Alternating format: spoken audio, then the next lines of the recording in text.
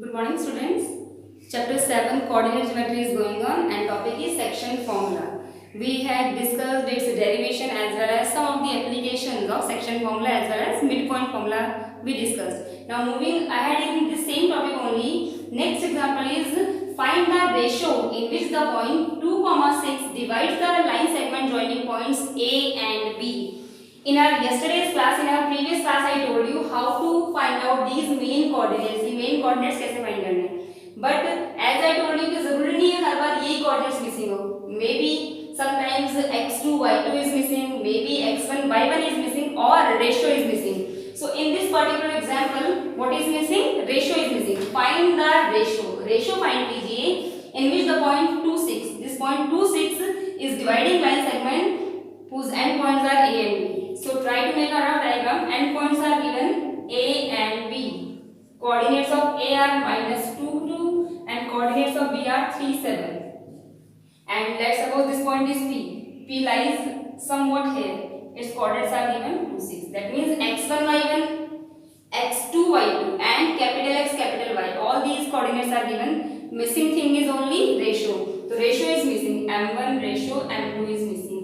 So keep values in any of the formula. देखिए यहाँ for finding ratio जरूरी नहीं है दोनों coordinates को आपको solve करके दिखाना है. किसी भी एक coordinate की help से आपको ratio आराम से मिल जाएगा.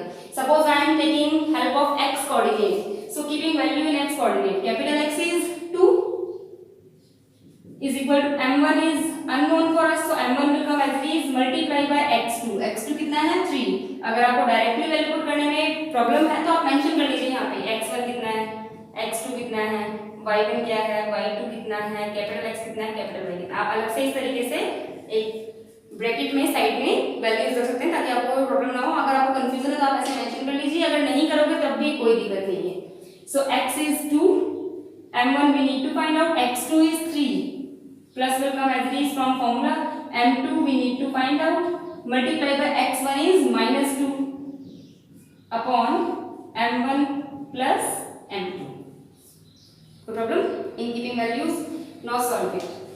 Transpose it that side. So 2 will be multiplied by both m1 as well as m2. 2 multiplied by m1 plus m2 is equal to 3 multiplied by m1, 3m1 minus 2 multiplied by m2, minus 2m2.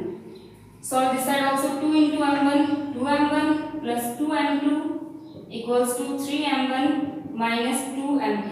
Okay, after this step m1 वाली सारी terms एक तरफ कर लीजिए, m2 वाली सारी term एक तरफ कर लीजिए. Okay, so 2m1, 3m1 will go that side, minus 3m1 is equal to minus 2m2. This 2m2 will come this side, तो नेगेटिव हो जाएगा ये भी.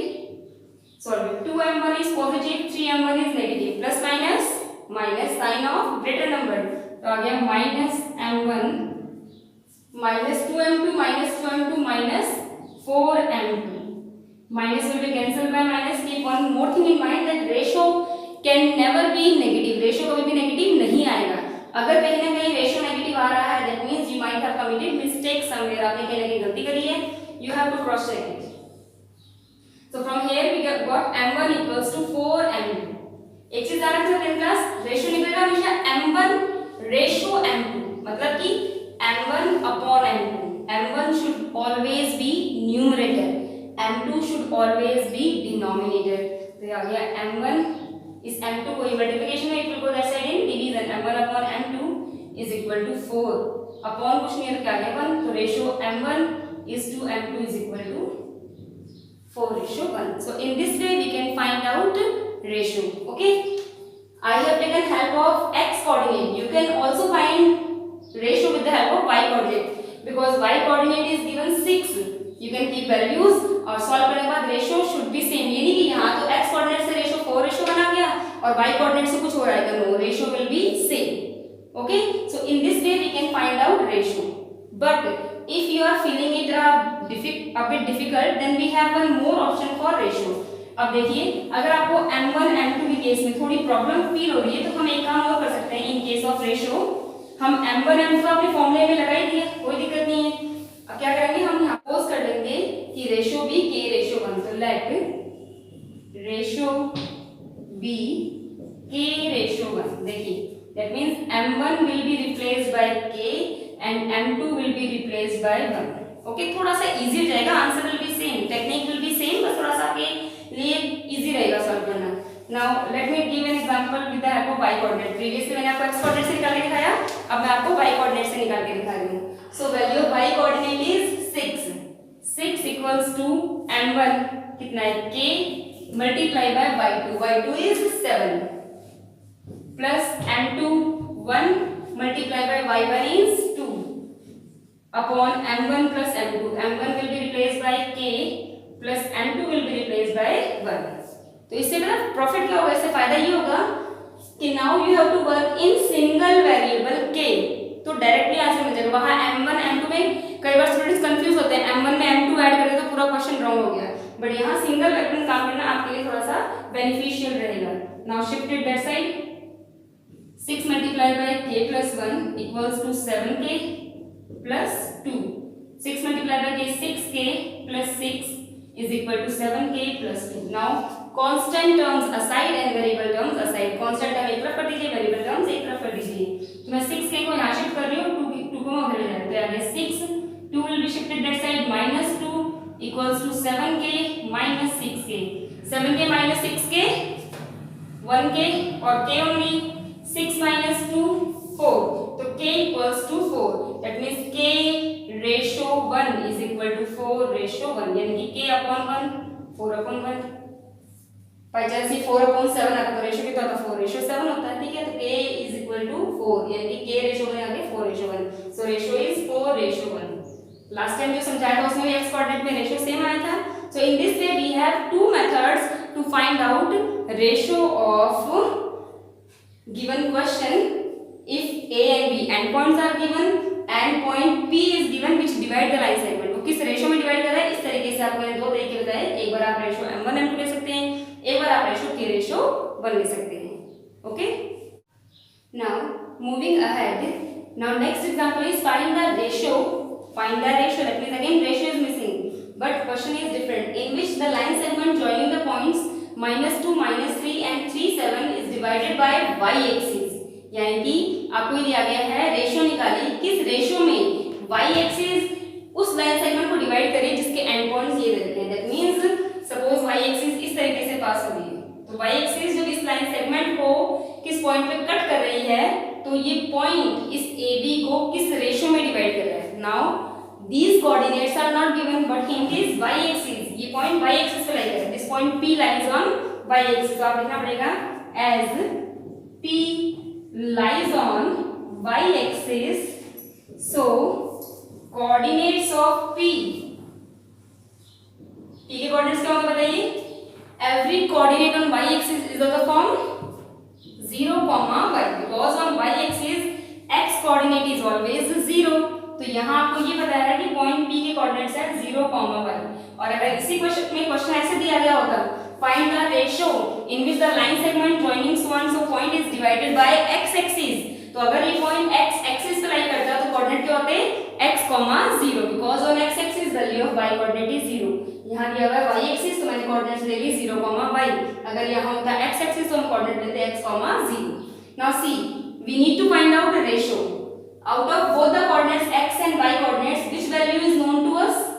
x कोऑर्डिनेट की वैल्यू अपने को पता है, तो आपको यहाँ x कोऑर्डिनेट के फॉर्मूला को यूज करना पड़ेगा. अब ये नहीं कि प्रीवियस क्वेश्चन में मैंने कहा था कोई सा भी यूज कर लेना, वहां पे दोनों वैल्यूज गिवन थी, इसलिए आप चाहे x कोऑर्डिनेट का फॉर्मूला यूज करें या y कोऑर्डिनेट का फॉर्मूला यूज करें, कोई दिक्कत नहीं थी. But here we have value of only x coordinate, so we will apply x coordinate formula to get ratio. Okay, so by keeping value here, फिर से वही देखिए रेशियो आप m1 रेशियो m2 रखना चाहो तब भी कोई दिक्कत नहीं है, अगर आप रेशियो k रेशियो 1 रखना चाहो तो भी कोई दिक्कत नहीं है. मैं आपको k रेशियो 1 से करके दिखा रही हूं. मैंने माना let ratio b k ratio 1 यानी कि m1 will be replaced by k and m2 will be replaced by 1. now solve by keeping value in x coordinate. x equals to m1 x2 plus m2 x1 upon m1 plus m2. now solve it. value of x coordinate is 0, so 0 is equal to m1. m1 is k multiply by x2. x2 is 3 plus m2 is 1 multiply by x1 is -2 upon m1 k plus 1। ये solve करना काफी easy है because जब ये k plus 1 उधर right side में जाएगा तो 0 से मल्टीप्लाई करके वो अपने आप 0 बन जाएगा, तो सिंपली सॉल्व हो जाएगा। It will go that side, 0 multiply by number gives 0 is equal to 3 multiply by k 3k minus 2 multiply by 1 minus 2। अब कांस्टेंट एक तरफ रख लो, वेरिएबल एक तरफ रख लो, तो 3k is equal to minus 2 को वहां शिफ्ट करो 2, यानी कि 3k is equal to 2 and value of k is equal to 2/3। तो रेशियो क्या मिल गया आपको, ratio m1 ratio m2 is equal to क्या बना था, k ratio 1 is equal to 2 ratio 3, 2 ratio 3।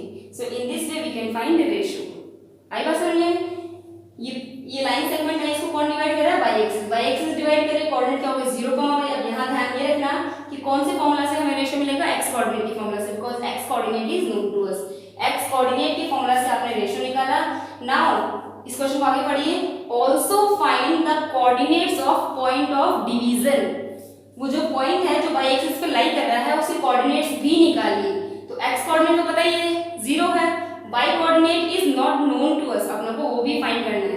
Now after getting ratio, आपको रेशियो मिल गया, y कोऑर्डिनेट की वैल्यू नहीं निकाल सकते आप with the help of formula. y1 आपको पता है, y2 आपको पता है, रेशियो आपने अभी फाइंड किया है, तो we need to find out value of this y coordinate. वो बोल रहे हैं also find the coordinates of point of division, उस पॉइंट के कोऑर्डिनेट्स निकालिए जो इस एबी को डिवाइड कर रहा है। So by applying y coordinate formula, y equals to m1 2 multiply by y2 7 plus m2 3 multiply by y1 minus 3 upon m1 2 plus m3 sorry m1 2 plus m2 3।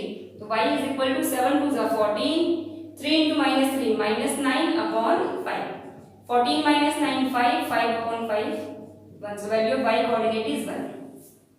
so coordinates पूरा लिखना है आपको, ये नहीं y की वैल्यू निकाली होगी। coordinates of point P are 0, 1, it is your answer। और अगर यहाँ पे x एक्सिस दिया होता तो आपको x कोऑर्डिनेट की वैल्यू निकालनी पड़ती। So in this way we can find out ratio. या तो आपको डायरेक्टली पूरे कोऑर्डिनेट दिए हुए आएंगे, या दिया हुआ होगा ये पॉइंट y एक्सिस पे लाई कर रहा है या ये पॉइंट x एक्सिस पे लाई कर रहा है, सो आप रेशियो आराम से फाइंड कर सकते हैं।